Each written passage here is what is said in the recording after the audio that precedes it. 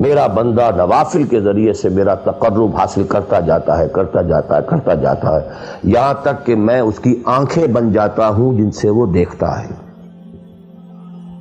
اس کے کان بن جاتا ہوں جن سے وہ سنتا ہے،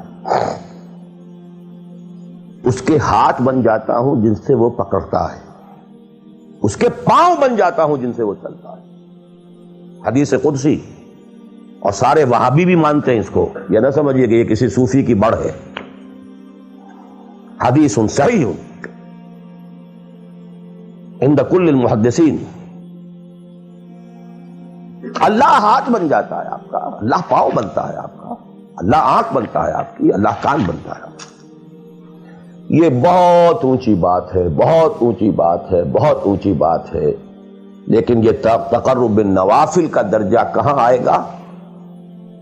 جہاں آپ ایک اسلامی نظام کے تحت سانس لے رہے ہیں،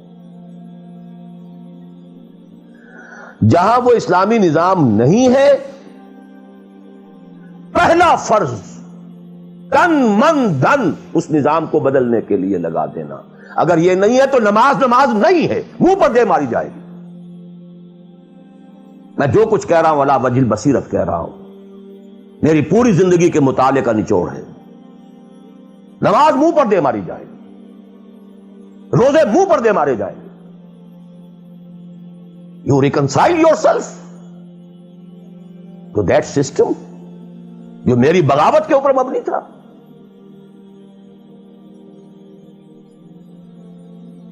پہلا فرض یہ ہے،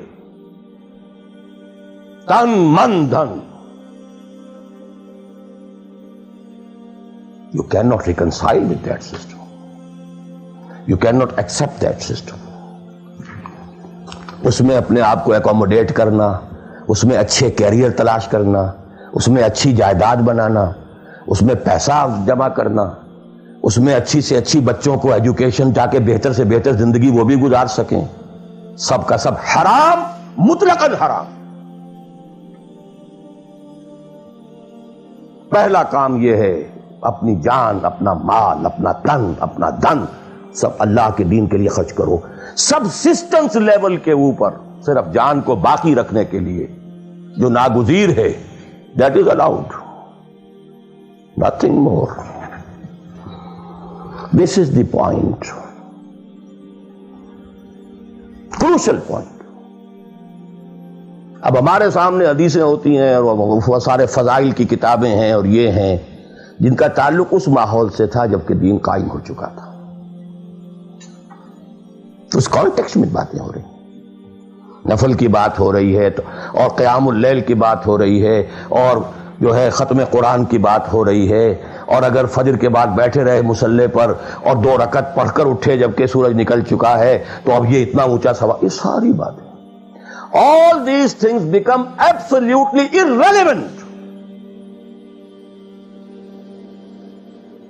The deciding factor is دین غالب ہے، ٹھیک ہے، چلو نوافل کی طرف، قرات کی طرف چلو، جتنا آگے سے آگے یتقرب الی العبد بالنوافل، ورنہ تقرب بالفرائض پہلے فرض کرنے ہوں گے، اور فرضوں میں پہلا فرض جہاد ہے۔ Now please note this word,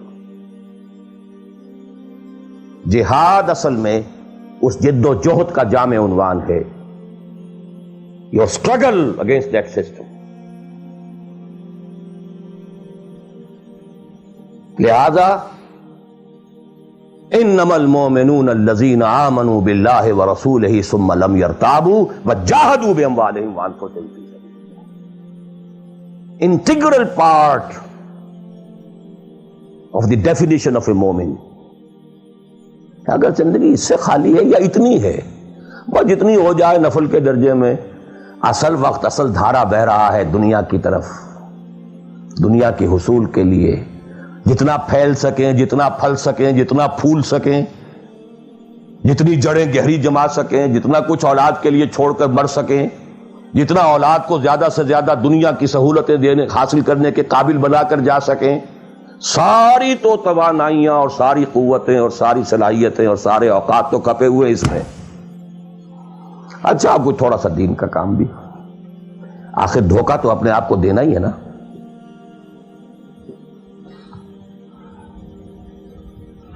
قسمت فروش عورتیں بھی تو کالے کپڑے پہن کے جلوس میں نکلتی ہیں تازیوں کے، اور سبیلیں لگاتی ہیں اور مسجدیں بناتی ہیں. They have to deceive themselves. ڈاکو لوگ دیہات سفاک یتیموں اور بیواؤں کی سرپرستی کرتے تھے. ہمارے معاشرے میں جو بستہ الف بستہ بے کے غنڈے ہوتے ہیں، ان کے ہاں بھی نیکی کا، پن کا، خیر کا کھاتا ہوتا ہے. کسی طرح کچھ مذہبی ایکٹیویٹی ہے. اصل شے یہ ہے کس ماحول میں رہ رہے ہیں. بہت خوش قسمت ہوتا میں اور آپ، پھر آپ اچھے سے اچھا پہنتے، کوئی اعتراض نہیں، اچھے سے اچھا کھاتے. قل من حرم زینۃ اللہ التی اخرج لعبادہ والطیبات من الرزق. خلافت راشدہ میں آپ رہ رہے ہیں، آپ حلال ذریعے سے کما رہے ہیں، آپ بہت اچھا کھائیے، بہت اچھا پہنیے، بلکہ اللہ چاہتا ہے کہ اس کی نعمت جو اس نے تمہیں دی ہے وہ تم پر ظاہر ہو. لیکن پلیز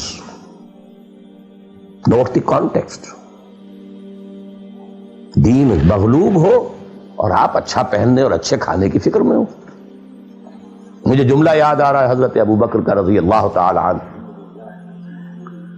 تھوڑا سا مسئلہ ہوا تھا کہ لوگوں نے کہا کہ زکوٰۃ ہم دیں گے لیکن زکوٰۃ ریاست کو نہیں دیں گے، اپنے طور پر خرچ کریں گے. حضرت ابو بکر نے فیصلہ کیا ان کے خلاف جنگ کا. حضرت عمر جیسی شخصیت بھی مشورہ دے رہی ہے کہ دیکھیں نہیں، 2 فرنٹ پہلے ہم نے کھولے ہوئے ہیں. جیش اسامہ کو بھی آپ نے روکا نہیں، جائے حضور نے تیار کیا تھا. پھر جو مرتدی ہو گئے، کسی اور کو نبی مان لیا، ان کے خلاف تو جنگ کرنی ہی کرنی ہے. لیکن یہ تو صرف نماز بھی پڑھ رہے ہیں اور یہ زکوٰۃ کا بھی انکار نہیں کر رہے، صرف ہمیں نہیں دے رہے ہیں. تو ان کے ساتھ ذرا مصلحت کا تقاضا یہ ہے کہ کچھ نرمی کی جائے. ان کے بڑے پیارے الفاظ تھے، ایبدل الدین وانا حی. کیا دین میں تغیر کیا جائے گا جبکہ ابھی میں زندہ ہوں؟ خدا کی قسم اگر یہ حضور کے زمانے میں زکوٰۃ کے اونٹوں کے ساتھ ان کے باندھنے والی رسی بھی دیتے تھے، اور اب اگر یہ کہیں گے کہ اونٹ لے جاؤ رسی نہیں دیں گے، تب بھی میں قتال کروں گا، اور خدا کی قسم کوئی میرا ساتھ نہیں دے گا تو میں اکیلا جاؤں گا. اور اے عمر تمہیں کیا ہو گیا؟ تم جاہلیت میں تو بڑے سخت تھے، اسلام میں آ کر تم نرم ہو گئے ہو. یہ ڈانٹ ابو بکر پلا رہے ہیں عمر کو رضی اللہ تعالی عنہ. تو اچھی طرح جان لیجئے، اب میں نہیں کہہ سکتا کہ میں کس طریقے سے اس کو بیان کروں، کیسے ٹھوک ٹھوک کر آپ کے ذہنوں میں اتار دوں. یہ ہے اصل شے. دین کا سارا سٹرکچر ہی بالکل ریورس ہو جاتا. The whole value structure absolutely changes. Then Ghalib ہے تو وہ ساری باتیں ہیں جو ہم نے خوب یاد کی ہوئی ہیں. آج حقوق والدین بھی تو ہے نا، آخر بچوں کے حقوق بھی تو ہے نا. یہ حقوق والدین جو ہے ان مہاجرین کو یاد نہیں آئے جو اپنے ماں باپ کو چھوڑ کر مدینے پہنچ گئے تھے. یہ اولاد کے حقوق انہیں یاد نہیں آئے، بیویوں کے حقوق یاد نہیں آئے. وہ تو فینیٹکس تھے نا، پاگل تھے نا. مدینے کے منافقین نے انہیں سفہا کہا تھا، بے وقوف لوگ ہیں یہ. انؤمن کما آمن السفہا. These fools, these fanatics. یہ ساری حدیثیں آپ کو یاد ہیں.